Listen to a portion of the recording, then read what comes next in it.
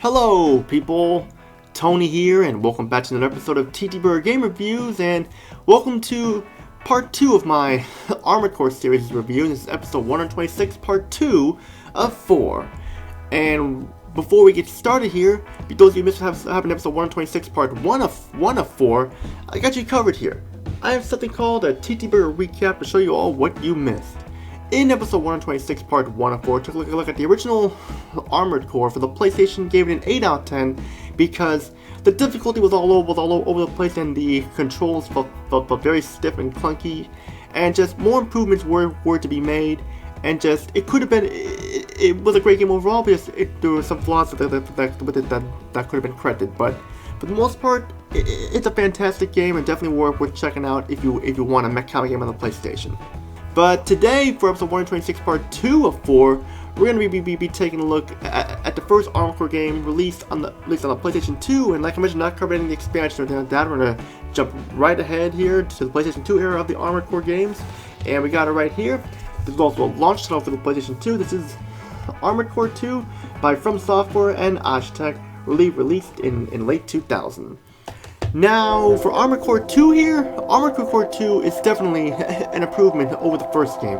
You have more missions, more customizable parts for your AC, more variety in the missions, and more. And there's a lot that makes this game a better game than its predecessor. It still has some problems, but we'll talk about that later on. But let's get started here with talking about the story. The story takes place 67 years after the original Armored Core, and it's a better story than the first game's story. It takes place on Mars, and it basically talks about mankind being ruled by 3 corporations, which are the Zeal Matrix, the Emirati, and the Balina. And you, once again, as a Raven, are assigned to take on jobs as a mercenary once again to make money and more. It's a straightforward story that does its job. It's not going to be all deep or anything like that because it's a mech combat action game. So stories aren't going to be epic or anything like that. So for a game like this, it does its job definitely. Now for the game's presentation, the graphics are great for in her early generation PlayStation 2 game. The AC suits and the enemies look great. Although some of the enemies can look a little bit generic and blocky and stuff. It's understandable, and the backgrounds are great and look colorful. But the lighting can be a little too dark at times and stuff in my opinion, but that's just me though.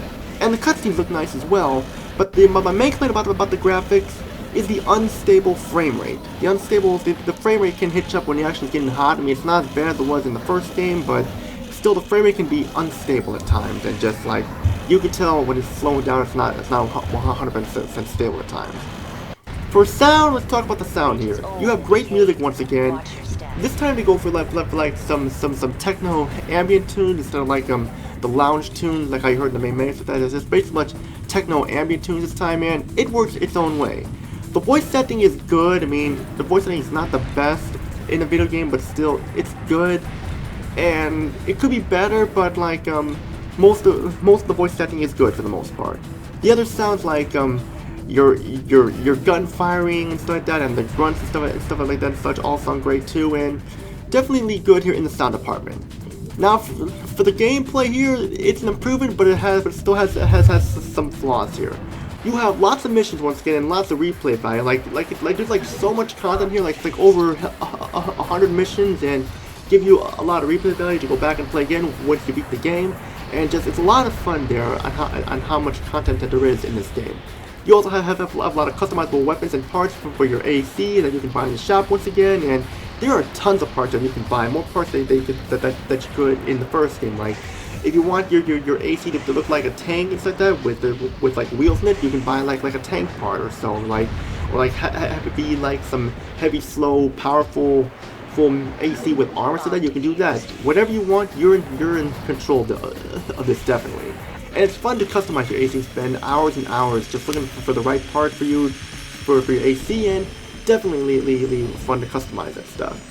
You have a big variety in the missions once again, like chasing a target, defending a base, or like eliminating all targets and stuff, and more. And there's like over 100 missions to pick from, like I said, which adds a lot of replay value to it. But those are a lot of good too. Let's talk about the bads.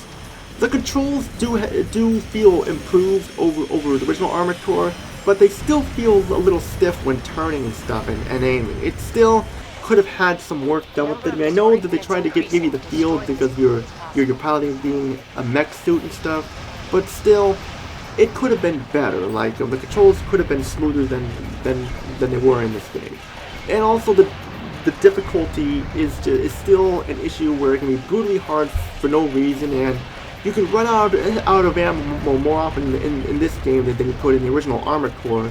And some of the parts you buy for your AC feel a little overpriced at times and for no reason. But if you can look past all those problems there, you've got a game that's definitely an improvement over its predecessor. So what are my final thoughts here? Armored Core 2 is definitely a must-buy for the PlayStation 2 if you couldn't get enough of Armored Core on the PlayStation 1 or its expansions and stuff. It's definitely worth it too. Like, I haven't played the expansions, I don't know what the expansions are like, but original Armored Core 2, definitely worth it if you want some more Armored Core action. Due to the complaints I have with the game, I won't be giving it a perfect 10, but I'll be giving it a higher score than last time. I'll be giving it a 9 out of 10 because of the problems I have with it, but still a better game than its predecessor, definitely. And that's pretty much it for this episode of TTBurger Game Reviews, episode 126, part 2 of 4. Stay tuned for episode 126, part 3 of 4. We'll be looking at Armored Core 3. Now, how does this game fare from Armored Core 2? Find out next. That's pretty much all I can say. This is Tony. Peace out, and have a great day, and see you all in the next episode.